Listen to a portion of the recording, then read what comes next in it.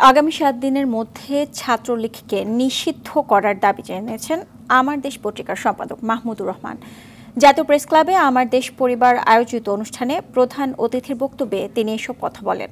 অন্তর্বর্তী সরকারের সমালোচনার চেয়ে দানব হাসিনার কুকর্মগুলো মানুষের সামনে তুলে ধরা বেশি প্রয়োজন বলে জানান তিনি। এ সময় মৌলবাদকে ইন্ডিয়ার ন্যারেটিভ আখ্যা দিয়ে ধর্মপ্রাণ মুসলমানদের আরও সতর্ক হওয়ার আহ্বান জানান। অনুষ্ঠানে সাংবাদিক ও পেশাজীবী নেতৃবৃন্দ উপস্থিত ছিলেন।